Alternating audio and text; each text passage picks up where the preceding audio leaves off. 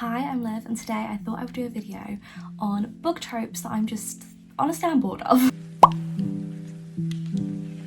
I've got a load of book tropes written down here and my reasons for not liking them and books that have them in. I feel like there are so many tropes that are popular with like hyped books, and I just see them a lot with hyped books, and I'm getting bored of them. Is enemies to lovers. Now I do enjoy an enemies to lovers, but I am getting bored of it in the fantasy genre. Looking at the fantasy genre, I can list a very long list of books that have this trope. Listing a couple of them, we've got Fourth Wing, ACOTAR, A Court of Mist and Fury, Cruel Prince, Powerless, Bride, Shatter Me. There's a lot of books with this whole enemies to lovers trope, and I just feel like I would like a fantasy romance where this just doesn't happen. I feel like it's very uncommon for a fantasy to have just friends to lovers or just falling in love regularly.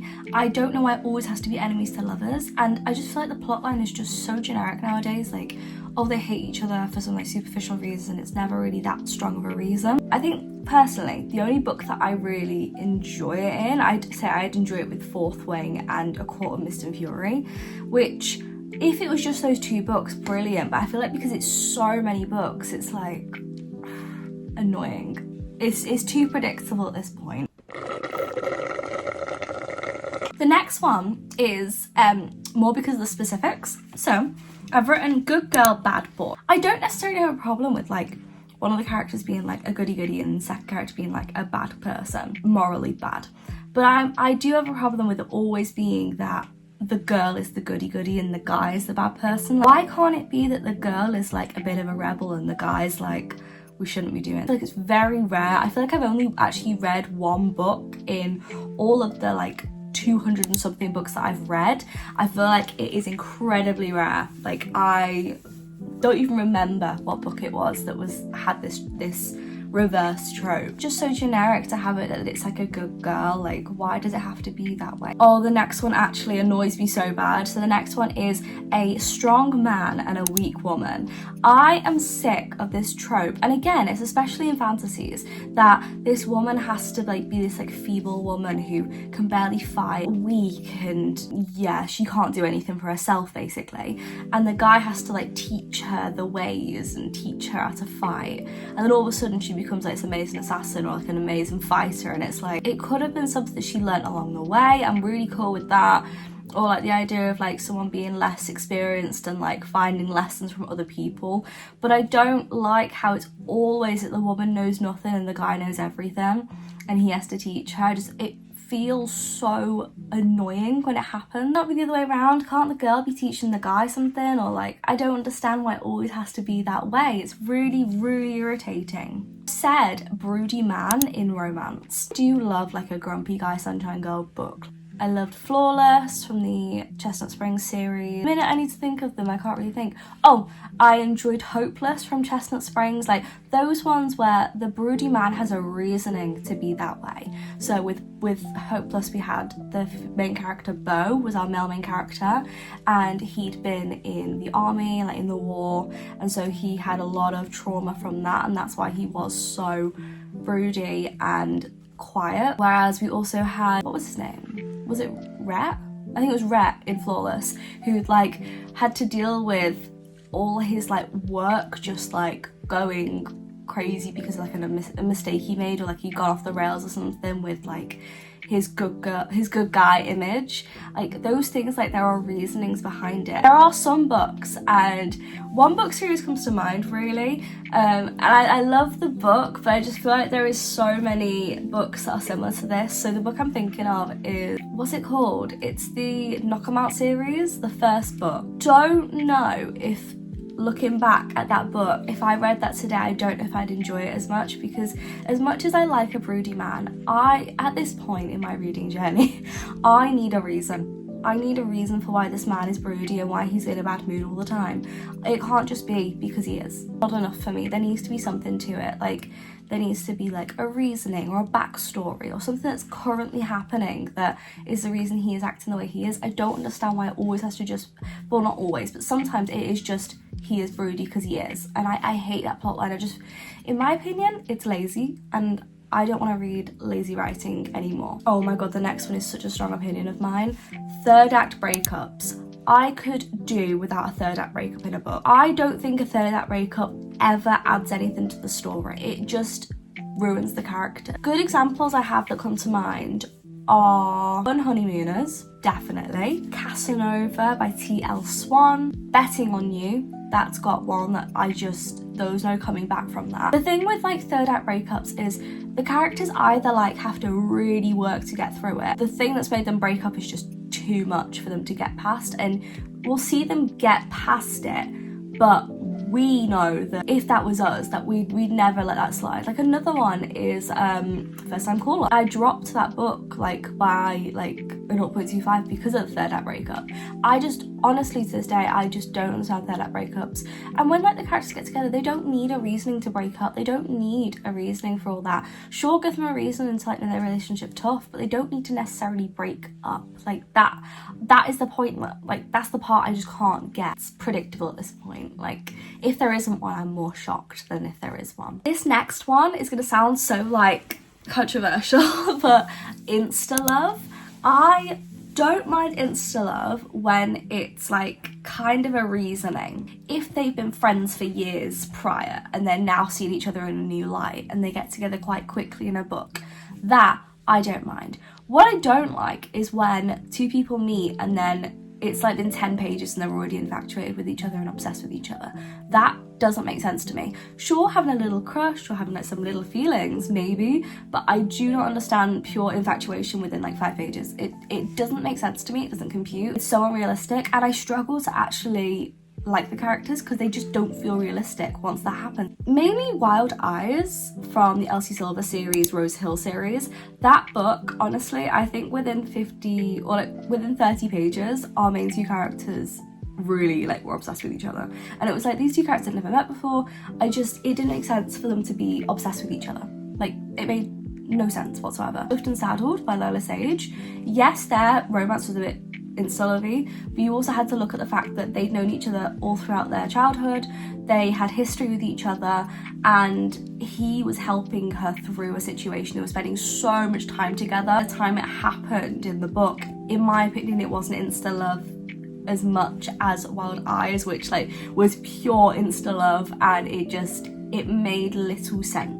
Oh my god, this one is a big one. This is actually the reason I did this video. So, Trials / A Game to Win a Wish.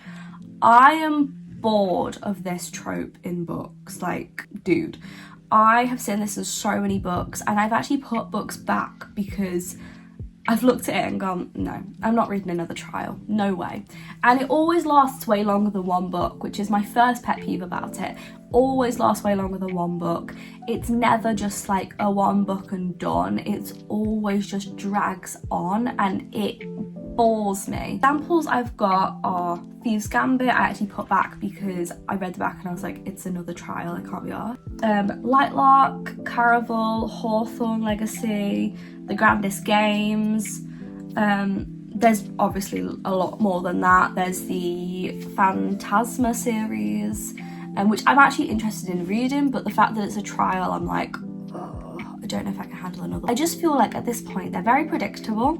It's always the same stakes, and there's always some sort of like shock twist reveal at the end, and it's like too many popular books have that trope, and so it doesn't have an impact anymore. It's just too generic. This one's like, I don't know if it's a trope, but it's just like, it's a thing in books that I'm sick of because I see it all the time, and it's excusing the male's job for no reason. So what I mean by this is a lot of books have it where the male, and it's always the male character, has a job that's brutal or bloody or illegal. A female main character, no matter what, just sees him as, oh, he's just morally grey, I don't mind. Like, in the real world, you would not just be like that, because you would realize that you are like roped into this if you're in a relationship with this guy. And I just feel like it's so unrealistic for every single girl to be like, oh, it's not an issue. Like, you find out your partner's like involved with the mafia, you wouldn't be like, oh cool, you'd be like, what the hell? I've also put it here, not every girl is willing to join this life of crime instantly. Like, sometimes they are involved in criminal stuff and the girl's just like, okay, let me be involved. And it's like, why would you ever throw your life away for crime for no reason? It makes no sense, and it just completely takes me out of the book, and it just makes me realise this is a book. It pulls me out of the book and it's like, you're reading a book, you're reading a book. And it's like, oh my god, I'm not immersed. I am not immersed right now.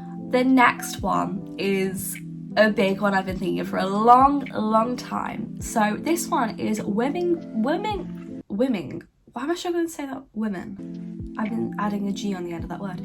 Women being innocent when it comes to spice. I'm not just bored of, I'm not just sick of, I actually am completely done with reading. I'm sick of it. So this is basically like, you know, in the books where the man is like, he knows what he's doing in the bedroom and like he's teaching her things. Why is it always that way? Like, not every girl is this, well, very few of us are these like innocent little fluffy creatures that know nothing about life, that'll just be like, oh my god, you know so much, oh my god, you're a criminal, let me join in. Like, it's so demeaning and so annoying because it's so unrealistic.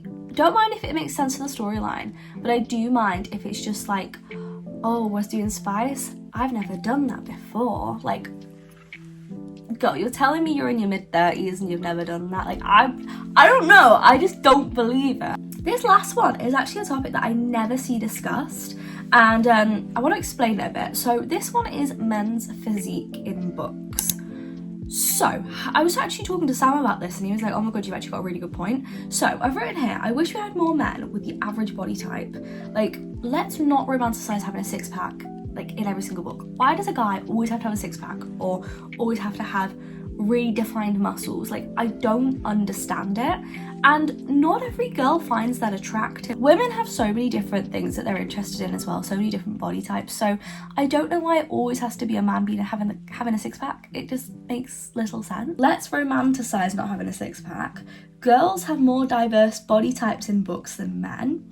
And I only agree with men having like really good physiques if it's like linking with the plot line, which I've got a couple books listed of books that it makes sense. Women in book, I would argue, have more of a range in books. I've seen books where girls are described as having thick, curvy thighs, or being taller, being shorter, being brunette, having black hair, having blonde hair, like being ginger, like loads of diverse stuff going on basically. With men, it is most likely always that they are above 6 foot tall and they have a six-pack. That's it. That's all we get. Like, why can't we just have a guy who's like lean, or a guy that's like 5'10", or why can't we get a guy who, I don't know, like has a dad bod? Like, why can't we just have a guy who just looks like the average guy? Like, you're telling me that you go down the street and every single guy you see has a six-pack? Like, no.